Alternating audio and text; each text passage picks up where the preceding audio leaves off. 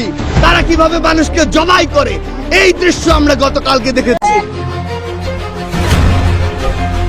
ISKCON কিছুদিন আগেও এই নামটি দেশের মানুষের কাছে ছিল অপরিচিত, কিন্তু হঠাৎ করেই বৈষম্য বিরোধী আন্দোলনের পর আলোচনায় আসে এই নাম।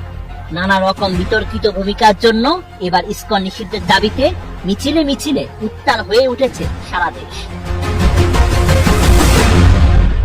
বৈষম্য বিরোধী ছাত্র আন্দোলন থেকে শুরু করে বিভিন্ন রাজনৈতিক সামাজিক সংগঠন দিনব্যাপী বিক্ষোভ কর্মসূচি পালন করেছে।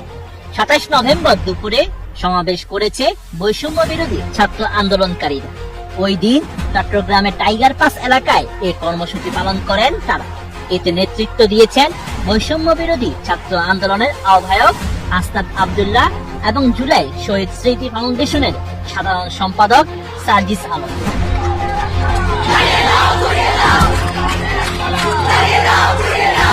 সমাবেশে দেওয়া বক্তব্যে আস্তাদ আব্দুল্লাহ বলেন, আওয়ামী লীগের সহায়তায় গত 16 বছর রাষ্ট্রীয় পৃষ্ঠপোষকতায় বেড়ে উঠেছে ইসকন। এখন জঙ্গি সংগঠন হিসেবে বাংলাদেশে অশান্তির সৃষ্টি করছে। ভারতে বসে শেখ হাসিনা যতই ষড়যন্ত্র করার চেষ্টা করুক না কেন, বাংলাদেশের প্রত্যেকটি মানুষ সেই ষড়যন্ত্র রুখে দেবে। ধর্মের নামে উগ্রবাদিতার ঠাঁই এখানে নেই। ইসকনের বর্বরতা আইয়ামে জাহেলিয়াতকেও হার মানিয়েছে। এটা আওয়ামী লীগের ভারতে বসে এটা ষড়যন্ত্র। আপনাকে স্বীকার করতে হবে এই দেশে হিন্দুত্ববাদী রয়েছে। আপনি যদি এই হিন্দুত্ববাদী যে মনোভাবটা, এই উগ্রবাদী মনোভাবটা যদি আপনি স্বীকার করতে না পারেন, তাহলে এই সমস্যাটা সমাধান করা সম্ভব না। এই হিন্দুত্ববাদ আমাদের এই যে সার্বভৌমত্ব এবং ন্যাশনাল সিকিউরিটিতে একটি বড় একটি থ্রেট।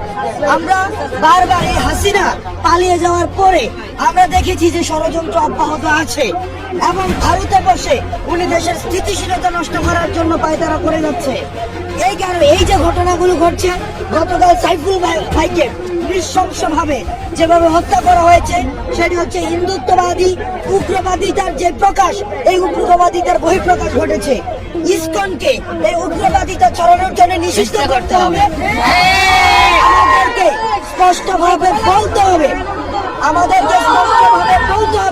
এই দেশে ভারতীয় হিন্দুত্ববাদিতা রয়েছে, হিন্দুত্ববাদিতার আগ্রাসন রয়েছে। আমাদের এই সাম্প্রদায়িক সম্প্রীতিকে নষ্ট করার জন্য সন্ত্রাসী সংগঠন আখ্যা দিয়ে সার্জিস আলম জানান, তাদের কর্মকাণ্ড বৈষম্য বিরোধী ছাত্রদের হতবাক করেছে। এই দেশের সাধারণ সনাতনী ভাইয়েরা শান্তিপ্রিয় মানুষ।